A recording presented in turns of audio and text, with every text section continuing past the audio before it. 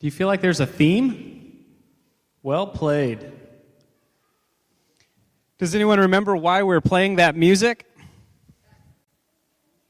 Yeah? Yes.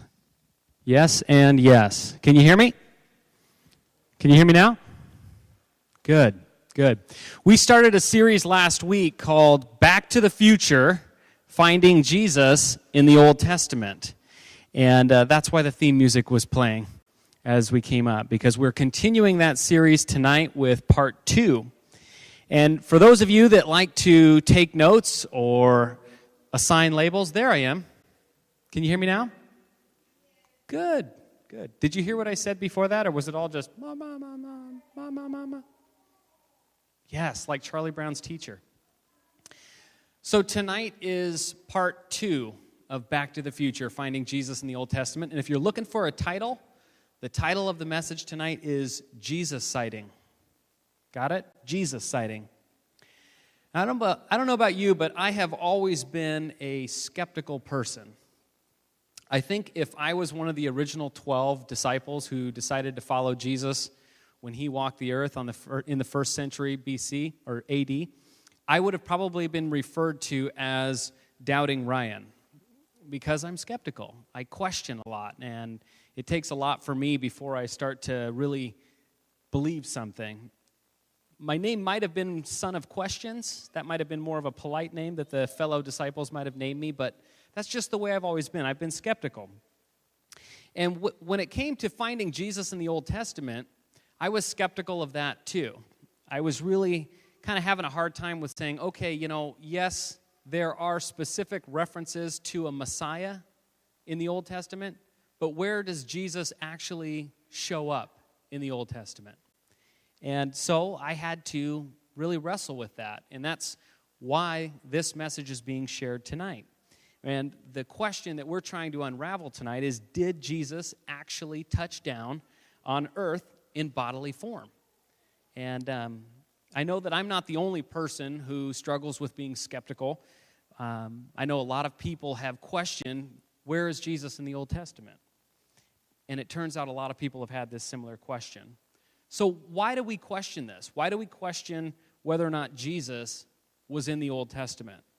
Perhaps we feel like the Old Testament is missing the unconditional love that we see in the New Testament, or the amazing grace that we see from Jesus in the New Testament, or the forgiveness or the sacrifice of Jesus himself to atone for all of mankind's sin. We don't see that in the Old Testament. Instead, we kind of get hung up on all of the crazy laws that are in the Old Testament. We get hung up on all the judgments. The flood, God killed everybody, wiped out everybody except for one family. Now, that's pretty harsh. That's pretty gnarly. Or we get hung up on all the 10 plagues that were poured out upon the Egyptians. It's like, what did they ever do to God, right? It was just Pharaoh who had a hard heart. But yet, here's all these plagues. We get hung up on things like the earthquake that swallowed up a bunch of people in the desert. It's like, what's that all about? It's easy for us to be skeptical about, is Jesus really in the Old Testament? Can we really find him there? Is the same character of God, of Jesus, present in the Old Testament as well? And I think that if we're honest with ourselves, we can be very skeptical of whether or not Jesus exists in the Old Testament. We can be skeptical that Jesus is mentioned in the Old Testament, and we can be very skeptical that Jesus even existed prior to his recorded birth near the beginning of the first century. So even though we all may have our doubts and our skepticism and our concerns that the Old Testament is missing Jesus and is somehow difficult and hard to explain to our friends that don't know God yet, we can take comfort that God's Word has something to say about Jesus in the Old Testament. If you want to turn somewhere in your smart device or in your Bible, we're going to be looking at Genesis chapter 14. And that's where we're going to be going. Genesis chapter 14. And really what we see playing out here in Genesis 14 is it's very early in human history. And this is sort of an ancient World War I, if you will. There's this huge kind of fighting and all of this political warfare of kings battling against kings, positioning for power. and you see all of these kind of kings aligning themselves with one side or the other so that they can get a better foothold on the Middle Eastern region that is happening. And so in this ancient World War I, we see 4 kings versus 5 kings.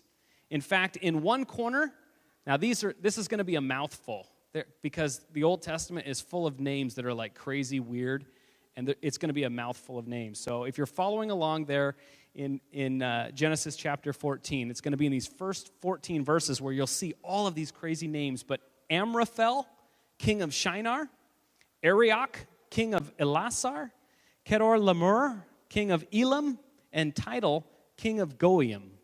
That's a mouthful, right? This is the 4 kings that had allied themselves together and had aligned themselves. And for simplification tonight, we're going to refer to that group of kings as Team Act, okay? Team Act.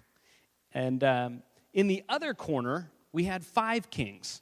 And this was Bera, king of Sodom, Birsha, king of Gomorrah, Shinab, king of Admah, Shemeber, king of Zeboim, and the king of Bela, also known as the king of Zoar. Once again, a mouthful. So for simplification, we're going to call this Team Busby, okay? Team Busby versus Team Act. And we've got kind of this showdown that's going on. So for 12 years, the 5 kings were subject to Kedorlaomer, who was like the king of the 4 kings, okay? Everybody following along so far? For 12 years, they are just subject to this crazy king of kings. And in the 13th year, they get it in their minds that, you know what, we're tired of serving Kedorlaomer, and we're tired of fighting against Team Act, so we're going to rebel against him. And within that year, Team Act, led by the crazy king of kings, Kedorlaomer, was defeating everybody everywhere. I mean, he was just kind of throwing down and annihilating all of these different kings and countries throughout the entire region. So finally, Team Busby marches out and draws up their battle lines. They're preparing for this final showdown, if you will, in the valley of Siddim against Team Act. And this battle got really ugly. It got so ugly that 2 of Team Busby kings and all of their forces fled before Team Act. And this left their countries, Sodom and Gomorrah, and all of the land completely exposed. And that's where this story gets important for us, because Sodom and Gomorrah is where Lot and Abraham and all of their families and property was. So here they are completely exposed, and we're going to pick up the story right here in Genesis 14, verses 11 through 20.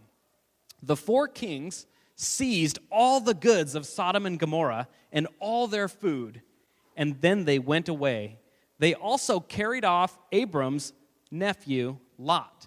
Now, I need you to understand that Abram, anytime you see Abram in the Bible, it also means Abraham. So if I say the word Abram or Abraham, those are one and the same person. Don't want anyone to get hung up on that. So they carried off Abraham's nephew Lot and all of his possessions since he was living in Sodom. A man who had escaped came and reported this to Abram the Hebrew. Now Abram was living near the great trees of Mamre the Amorite, a brother of Eshcol and Anar, all of whom were allied with Abram. When Abram heard that his relative had been taken captive, he called out the 318 trained men born in his household and went in pursuit as far as Dan. During the night, Abram divided his men to attack them, and he routed them. This is kind of like one of the first entries of special forces in human history. You know, under the cover of darkness, Abram attacks, and they just rout them. And this is really huge, because here's Abram with 318 men routing this undefeated king of kings. And he starts pursuing them as far as Hobah, north of Damascus. Abram recovered all the goods and brought back his relative Lot and his possessions, together with the women and the other people.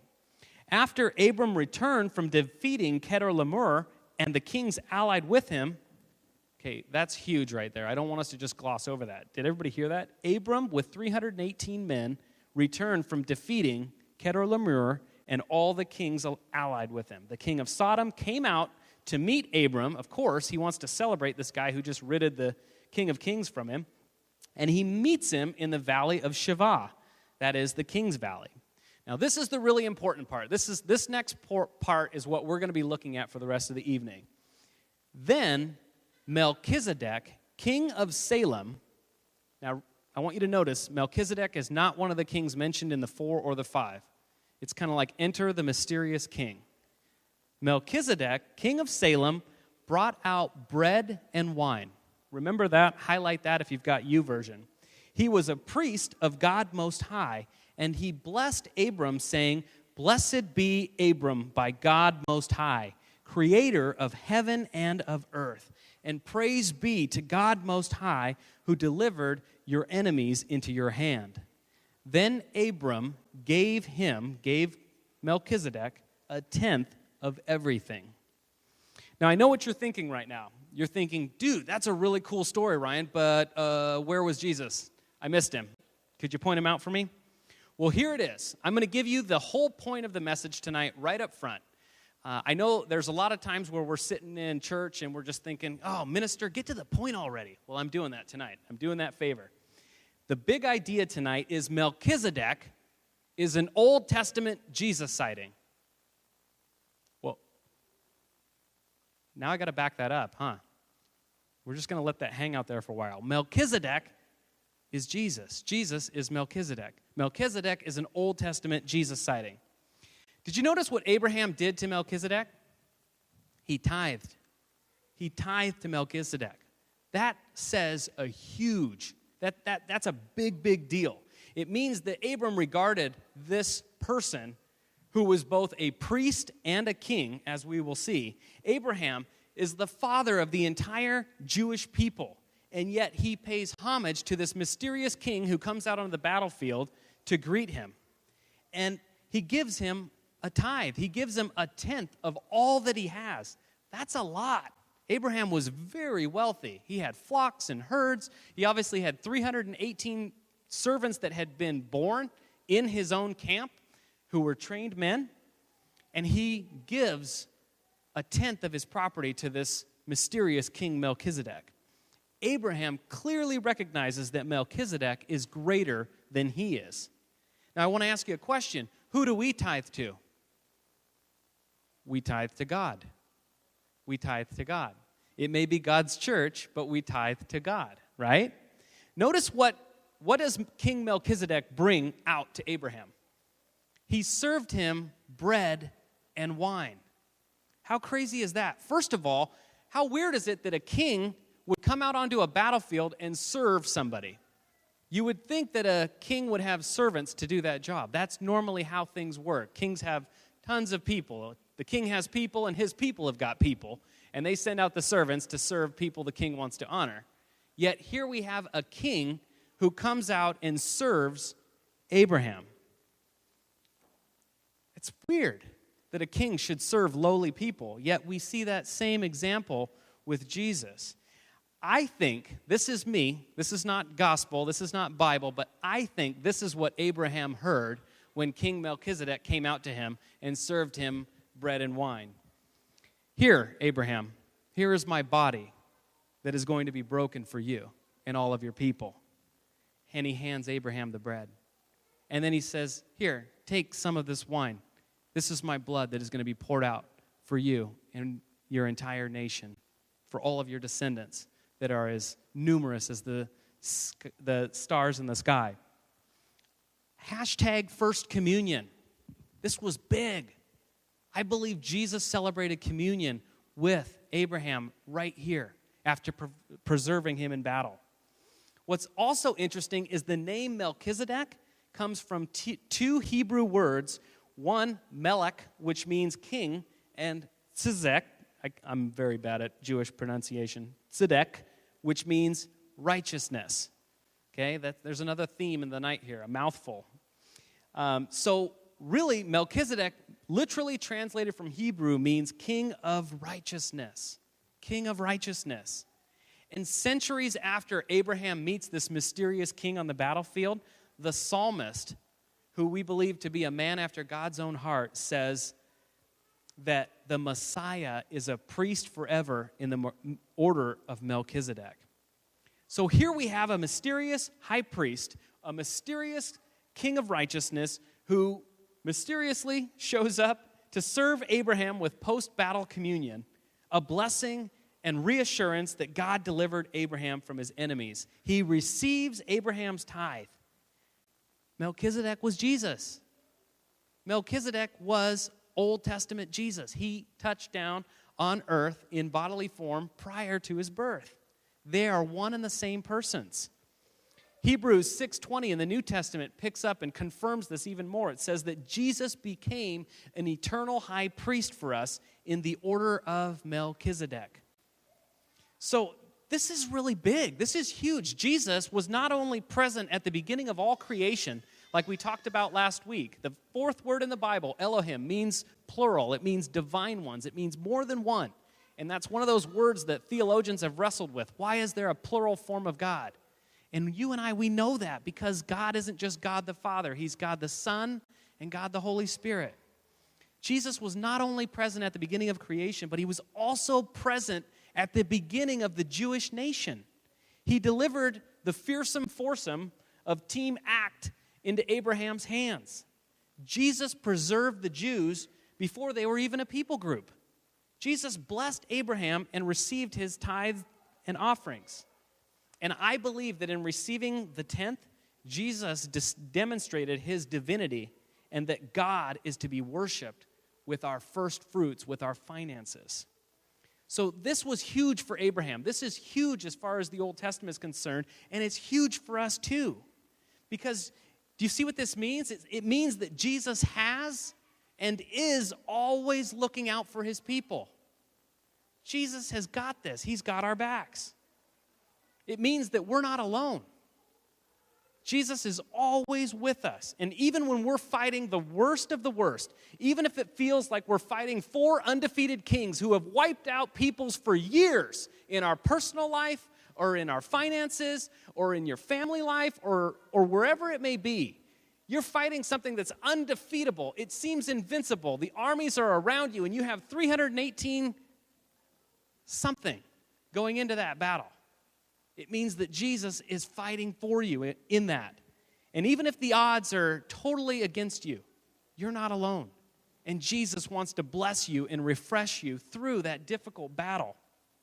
Jesus has got this. He is a high priest who is not unsympathetic to what we're going through. In fact, he wants to bless us and refresh us through our battles. He wants to serve us with communion when we're exhausted and worn out. He wants to remind you and get your focus on what and who he is and what he is doing for you rather than the armies that are surrounding you. And because of who Jesus was and because of who Jesus is and because of who he is to come, our high priest and king of righteousness, he deserves to be honored with our tithe, just like Abraham did. Here at Momentum, we believe in giving Jesus, the church, a tenth of all that we have. So we do that. We believe in practicing giving the tenth of our income and our resources to God. Because he is our priest and our king, he deserves, at the very least, a tenth of all that we have. Since Jesus showed up at the beginning of the Jewish nation to be with, to fight for, and to bless Abraham, the father of the Jews, we can be sure that the same Jesus who sacrificed himself for us in the New Testament is the same God who preserved his people in the Old Testament. He fought for Abraham and he sacrificed himself for us. Jesus was worthy of a tenth from Abraham, and he is still worthy of receiving our first 10% of our income today. Jesus blessed Abraham, and he is blessing you too. Jesus was with Abraham, and if you have decided to follow Jesus, you can be sure that Jesus is with you now. So the big response for us tonight, what do we do in response to this message? What do we do in response to the fact that we've seen Jesus in the Old Testament? Well, just like we talked about from this story, Jesus was and is for us, and we are to worship him with our tithe. That's the big response. Jesus was and is for us, and we are to worship him with the tithe. Since Jesus has always been there for us and has always been there for his people, shouldn't we also be obedient to worship him the same way Abraham did? Would you believe that according to a recent study, people who identify themselves as Christians, followers of Jesus, only give about 2.5% of their income to God? 2.5. Is 25% a passing grade in school? No, it's not. It's not a tenth either. It's not important about whether or not we pass or fail. It's important about whether we're being obedient to God. In most churches, about 10 to 25% of the people that come to the church actually give tithe. And I'm sure Jesus is asking, what happened to the other 90%? What happened to the other 75%? Can you imagine if we always honored Jesus with the very least a tenth of our income? How much more humanitarian aid could the people of Jesus administer to the poor, to the hungry, to the diseased with all of those funds? Many experts believe that if Christians, quote unquote, people who identify themselves as Christians were to increase their giving to just 10%, there would be an additional $165 billion for churches to use and distribute. $165 billion. That's a lot of money, America, right? Most experts believe that it would only take $25 billion, just a fraction of that number, to relieve global hunger, starvation, and deaths from preventable diseases, and that it could all be wiped out worldwide within 5 years if they had that kind of funding. Can you imagine if we always remember that Jesus was with us, that we're not alone, that we could be certain that 100% that when a problem arises, we don't have to worry about solving that problem on our own because Jesus is for us. Jesus sees the big picture, and he is fighting for us before we even know it. He wants to bless us, and he wants to refresh us. And if he is for us, who can be against us? You know, it's a simple message, and it's, I think, a very powerful message. But when we're facing obstacles in our lives and when we're confronted with problems, a lot of times those problems block out the view of who Jesus is. And we all need to be reminded at various points in our life that Jesus is for us. When you're going through hell, you're not alone. When it seems like there's no answers, you're not alone. When nothing makes sense, when you can't find a job, you're not alone. If you can't make ends meet, you're not alone. If you're climbing an uphill battle with your family or your work, you're not alone. Jesus is keenly aware of everything that's going on in your life, and he is fighting for you. You're not alone. We need to be faithful because Jesus is faithful to be for us always. We need to be faithful to honor him and worship him with our tithe, with a tenth, just like Abraham did. And it's not about some religious rules. It's for the same reason that Abraham did it. It's to worship Jesus, our high priest, our King of righteousness, for who he is and for what he has already done in our lives and for all humankind.